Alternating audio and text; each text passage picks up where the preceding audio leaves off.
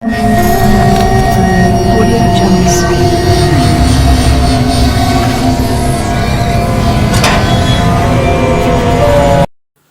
Welcome to horror studio. Story updates के लिए मेरे चैनल को सब्सक्राइब कर लें और बेल आइकन को प्रेस कर लें। आज की कहानी है किरण की। किरण जो कि अपने मम्मी पापा की एक लौती औलाद रहती है, और किरण शुरू से ही काफ़ी ओपन माइंडेड रहती है क्योंकि उसके घर में उसकी परवरिश भी वैसी ही हुई रहती है।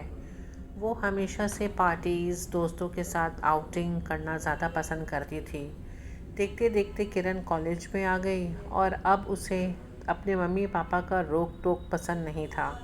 इसीलिए वो डिसाइड करती है अपने शहर से बाहर दूसरे शहर में जाकर के अपनी पढ़ाई कंप्लीट करने के लिए, जहाँ उसके बाकी फ्रेंड्स भी वहीं एडमिशन लेते हैं। किरण अपने पापा से कहती है कि मुझे वो कॉलेज में एडमिशन लेना है जो कि दूसरे शहर में है, और मैं वहीं जाकर के रहूँगी। किरण के पापा उसे किसी भी चीज़ के लिए कभी मना नहीं करते थे, वो राज़ी हो जाते हैं। दूसरे शहर में किरण की कॉलेज में एडमिशन हो जाती है और उसी दूसरी तरफ उसके पापा उसके लिए एक लैविश अपार्टमेंट का इंतज़ाम करते हैं जो कि बहुत ही खूबसूरत होती है। किरण जब वहाँ शिफ्ट करती है शुरू शुरू, तो उसकी मम्मी भी उसके साथ वहाँ गई हुई होती हैं। किरण की मम्मी किरण के साथ सिर्फ 2-3 दिन के लिए ही वहाँ आती हैं क्योंकि वो घर को सेट करना चाहती थी कि किरण को कोई प्रॉब्लम नहीं हो। किरण के लिए वो एक कुक रखती हैं घर पे जो उसके लिए खाना बनाया करती, और घर की साफ़ सफाई करने के लिए 2 मेड रहती थी। 2 दिन तक तो सब कुछ ठीक था। उसकी मम्मी वापस अपने शहर चली जाती हैं। किरण रेगुलर अपनी कॉलेज जाती, कॉलेज के बाद अपने दोस्तों के साथ वही लेट नाइट आउटिंग, पार्टीज़ वगैरह करती। एक दिन की बात है जब किरण अपने घर में उस दिन प्लान की थी कि आज की पार्टी मेरे घर पे होगी। वो अपने कुक से कहती है कि तुम अच्छे अच्छे खाने बना लो, और अपनी मेड से कहती है साफ़ सफाई करने के बाद तुम लोग चली जाना और सुबह आना वापस। जैसे कि किरण ने अपने मेड से और कुक से कहा था, वो लोग वैसे ही खाना बना के घर की साफ़ सफाई करके वो लोग चले जाते हैं। शाम होते ही किरण अपनी सारी फ्रेंड्स के साथ घर आती है, और रात को वो लोग काफ़ी पार्टीज़, डांस वगैरह करते हैं। किरण के सारे फ्रेंड्स और किरण खुद भी काफ़ी ड्रिंक करती हैं और स्मोकिंग करती है, जिसकी वजह से वो काफ़ी हाई हो जाती है। लेट हो जाती है काफ़ी, 3 बजते बजते सारे दोस्त उसके वापस चले जाते हैं। किरण नशे में इतना रहती है कि वो सीधा अपने बेडरूम में जाकर के सो जाती है। थोड़ी देर के बाद किरण को किसी की चलने की आहट आती है कमरे में, तो शायद वो समझती है कि उसकी कोई दोस्त है जो रह गई है। वो उसे इशारा करती है कि जब जाओगी तो बाहर का गेट बंद करते हुए चले जाना। उसके बाद फिर किरण को कहाँ होश रहता है। सुबह जब किरण की आँख खुलती है तो किरण को हल्का हल्का यही याद रहता है कि शायद कोई था लास्ट टाइम घर पे जिससे मैंने कहा था दरवाज़ा लॉक करते हुए जाना। लेकिन जब वो जाकर दरवाज़ा चेक करती है तो उसके घर का दरवाज़ा खुला हुआ रहता है। वो यही सोचती है कि शायद जो फ्रेंड्स उसके गए हैं वो दरवाज़ा लॉक करना भूल गए थे। इन बातों को नज़रअंदाज करके वो फ्रेश होती है, और उतने ही देर में उसके डोर पे बेल बजती है। किरण जाकर के जब दरवाज़ा खोलती है तो उसके सामने उसकी कुक खड़ी हुई रहती है। वो अपने कुक को काफ़ी चिल्लाती है और कहती है, आज तुम बहुत देर कर दी आने में, चलो आओ घर के अंदर। जब वो कुक घर के अंदर आती है तो वो देखती है कि सारा घर फैला हुआ होता है। वो किरण से पूछती है, मैडम आपने क्या रात को पार्टी की थी? तो वो कहती है, तुम अपने काम से काम रखो, तुम मुझसे सवाल क्यों कर रही हो? क्योंकि आज काम वाली भी नहीं आई तो मुझे ही सफाई करनी पड़ेगी। हाँ ठीक है, कोई बात नहीं, जाओ तुम किचन में जाओ और मेरे लिए एक नींबू पानी बना करके लेकर आओ, मेरा सर बहुत दर्द हो रहा है। वो चुपचाप किचन में चली जाती है। किरण जब अपने रूम में जाकर के बैठती है, उसे अपने सर पे काफ़ी हैवीनेस महसूस होता है।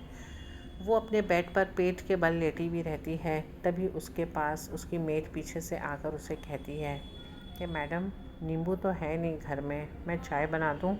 वो कहती है कि हाँ, चाय बना कर के ले आओ मेरे लिए। थोड़ी देर के बाद किरण के पास एक हाथ आता है। वो उसकी मेड का हाथ रहता है और उस हाथ में चाय का कप होता है। किरण उसके हाथ से चाय का कप लेकर नीचे रख देती है। तभी उसकी फ़ोन पे किसी की कॉल आ जाती है। जब वो बात करते करते फ़ोन पर बिज़ी हो जाती है तो उसे फिर अचानक से डोर बेल की आवाज़ आती है। वो अपनी कुक को आवाज़ लगाती है लेकिन वहाँ से कोई जवाब नहीं आता। तब फिर वो फ़ोन रखकर दरवाज़ा खोलने के लिए जाती है और जब किरण दरवाज़ा खोलती है तो उसकी आंखें फटी की फटी रह जाती है, क्योंकि दरवाज़ा के बाहर कोई और नहीं, उसकी कुक खड़ी हुई रहती है। वो अपनी कुक से सवाल करती है कि अभी तो तुम घर के अंदर थी, तो अब तुम बाहर कैसे चली गई? तो कुक उससे कहती है कि मैडम जी, मैं तो अभी आई हूँ, आज मुझे थोड़ी सी देर हो गई आने में, माफ़ करिएगा। किरण जब अपने कमरे में जाती है तो वहाँ कोई भी चाय का कप नहीं होता है, लेकिन किरण को पूरा याद रहता है कि वो मेरी कुक ही थी जो मेरे साथ घर के अंदर आई थी और उसने आके मुझसे कहा था कि नींबू नहीं है, मैं चाय बना दूँ, और फिर थोड़ी देर के बाद वो मुझे चाय भी ला कर के दी थी। किरण यही सोचती है कि शायद कल रात को मैंने कुछ ज़्यादा ही ड्रिंक कर लिया था, जिसका असर मेरे दिमाग पर हो गया है। वो फ्रेश होने के लिए चली जाती है और कुक को कहती है कि आज मेड आने वाली नहीं है सफाई करने वाली, तो तुम घर की सफाई भी कर लेना। कुक किचन में चली जाती है उसके लिए चाय बनाने के लिए। किरण जब नहा करके निकलती है और जब वो मिरर में अपने बाल सुखा रही होती है तो उसकी नज़र उसके कमरे के ठीक कोने पे जाती है, जहाँ एक औरत बैठी हुई रहती है और वो किरण को एक अजीब तरीके से घूर रही होती है।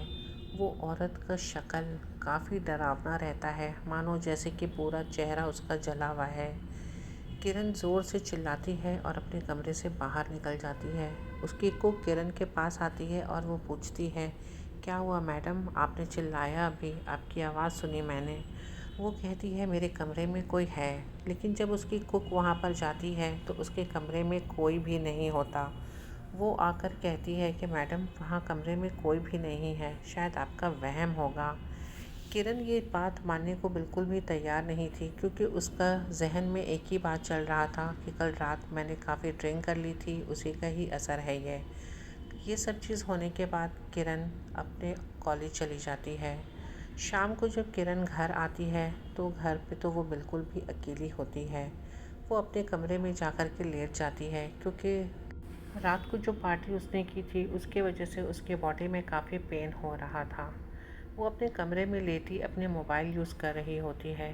तभी उसके सामने से कोई औरत उसके कमरे से निकल करके दूसरे कमरे में जाती है। ये चीज़ किरण ने साफ अपनी आंखों से देखा था। किरण थोड़ी देर के लिए घबरा जाती है, फिर उस चीज़ को नज़रअंदाज कर देती है। अगले दिन सुबह किरण जब उठती है, क्योंकि उसे कॉलेज भी जाना रहता है, वो कॉफ़ी बनाने के लिए किचन में चली जाती है और कहती है कि इतनी लेट हो गई, ना मेड आई है अभी तक, ना कुक आई है। वो कॉफ़ी बना कर के जैसे ही अपने ड्राइंग रूम को क्रॉस कर रही होती है, तभी उसकी नज़र पड़ती है कि एक औरत जो ड्राइंग रूम से निकलकर सीधा उसके बेडरूम में जा रही होती है। वो औरत सफ़ेद साड़ी और लंबे बाल होते हैं उसके, लेकिन चेहरा बिल्कुल भी डरावना, जैसे कि सारा चेहरा उसका जल करके झुलस गया हो। किरण के हाथ से कॉफ़ी मग गिर के छूट जाता है और किरण बाहर के दरवाजे खोल करके कॉरिडोर में भागना शुरू करती है। तब वो जाकर के अपने कुक से टकराती है। उसकी कुक किरण की हालत देखकर उसे पूछती है, क्या हुआ मैडम, आप काफ़ी घबराई भी लग रही हैं। किरण थोड़ी देर के लिए शॉक्ड हो जाती है और उसके मुंह से आवाज़ भी नहीं निकलती। उसे काफ़ी पसीना आ रहा होता है, लेकिन जैसे तैसे वो अपने आप को संभाल करके एक एक करके वो सारी बात अपनी कुक से शेयर करती है। उसकी कुक उसे कहती है कि मैडम, आजकल आप कुछ ज़्यादा ही पार्टी कर रही हैं, आप कुछ ज़्यादा ही नशा करने लगी हैं, शायद इसी का असर है, आपको वहम हुआ है, ऐसा कुछ नहीं है, आप मेरे साथ घर में चलिए। जब वो किरण के साथ कमरे के अंदर जाती है तो वो घर की हालत देख कर के काफ़ी शॉक हो जाती है, क्योंकि अभी कल ही उसने सफाई करके सब काम ख़त्म करके वो अपने घर गई थी। घर की हालत ऐसी होती है, हर तरफ कूड़ा कचरा सब पड़ा हुआ होता है, सारा कमरा फैला हुआ होता है। किरण तो यही सोच रही होती कि अभी थोड़े देर पहले तो सब चीज़ अपनी जगह पे थी, कोई भी गंदगी नहीं थी, लेकिन दूसरी तरफ जो किरण की कुक थी उसके दिमाग में यही चल रहा था कि लग रहा है कल रात मैडम जी ने फिर से पार्टी की है, इसी वजह से सारा घर बिखरा पड़ा हुआ है। कुक किरण से कहती है कि मैडम, आपको देर हो रही है, मैं जा रही हूँ किचन में आपके लिए कॉफ़ी बनाने के लिए, जब तक आप रेडी हो जाएं। वो कहती है ठीक है। किरण हिम्मत करती है अपने कमरे की तरफ जाने के लिए, लेकिन फिर भी उसके कदम लड़खड़ाते हैं क्योंकि वो औरत जिसे किरण ने देखा था वो उसी बेडरूम में गई हुई होती है। किरण आहिस्ते आहिस्ते अपने बेडरूम की तरफ बढ़ती है, लेकिन वो जब बेडरूम के चारों तरफ देखती है तो वहाँ कोई भी नहीं होता। वो डर डर करके वॉशरूम जाती है और रेडी होकर के बाहर निकलती है। कुक उससे पूछती है कि मैडम, आज मैं खाने में क्या बनाऊँ आपके लिए। वो उसे कहती है कि कुछ भी बना दो, मैं जल्दी में हूँ, मुझे जल्दी से नाश्ता दे दो। किरण फिर अपने कमरे में अपना सामान लेने के लिए चली जाती है। वो जैसे ही अपना बैग उठाती है, किचन से ज़ोर से चिल्लाने की आवाज़ आती है और वो आवाज़ किरण की कुक की होती है। किरण दौड़ करके उसके पास जाती है। वो कुक वहीं किचन में खड़ी रहती है और किरण से कहती है, मैडम ये देखें गैस, मैंने इसे बहुत बुझाने की कोशिश की, मैंने सिलेंडर का रेगुलेटर भी हटाने का कोशिश किया, लेकिन ये गैस का नॉब है, ये अपने आप जल रहा है। ये कैसे पॉसिबल है? हाँ मैडम जी, कुछ तो गड़बड़ है। ये दोनों काफ़ी घबरा जाती हैं। उसके बाद अचानक से किरण के मोबाइल पर फ़ोन बजता है और वो फ़ोन किरण की मम्मी का होता है। किरण की मम्मी किरण से कहती हैं कि तुम फ़ौरन अभी वो वाला फ़्लैट छोड़ दो और तुम कहीं अपने दोस्त के घर चले जाओ। मैं बस 2 घंटे में फ़्लाइट लेके तुम्हारे पास पहुंच रही हूँ। किरण अपनी माँ की बात सुनकर काफ़ी घबरा जाती है और वो कुक को लेकर उस फ्लैट से बाहर चली जाती है। किरण अपने दोस्त के घर रुकी हुई होती है जहाँ उसकी मम्मी भी पहुँचती हैं। वो किरण के पास जब आती हैं तो उनके साथ एक पंडित जी भी होते हैं। वो फ़ौरन किरण को एक तावीज़ देते हैं पहनने के लिए, जो कि उसकी सुरक्षा करेगी। किरण अपनी मम्मी से पूछती है कि मम्मी, आपने मुझे उस फ्लैट से निकलने के लिए क्यों कहा। तभी किरण की मम्मी उसे बताती हैं कि जब मैं तुम्हारे साथ इस फ्लैट में रहने के लिए आई थी और मैंने जब इस फ्लैट में राशन रखा था, उसके अगले दिन मैंने जब वो चावल निकाला था पकाने के लिए तो उस चावल में काफ़ी पिल्लू लग चुके थे।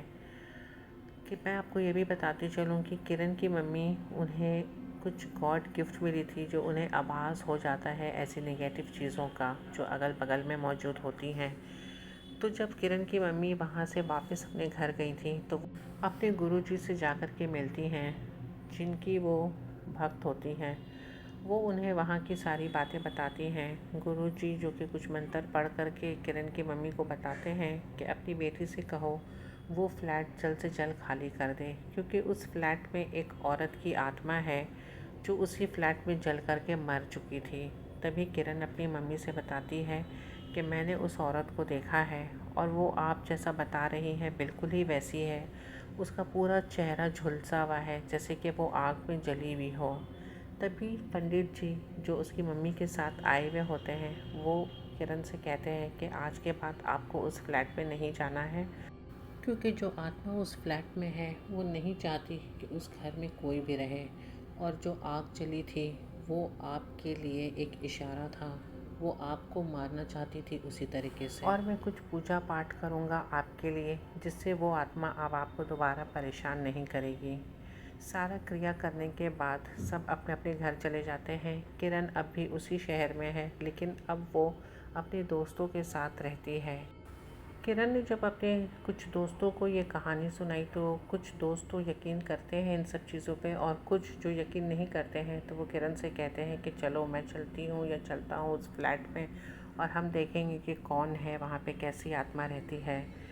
किरण उन्हें मना कर देती है कि मैं अब वहाँ कभी नहीं जाऊँगी। इसलिए कहा जाता है कि कभी इन सब चीज़ों से पंगा जानबूझ करके भी नहीं लेना चाहिए।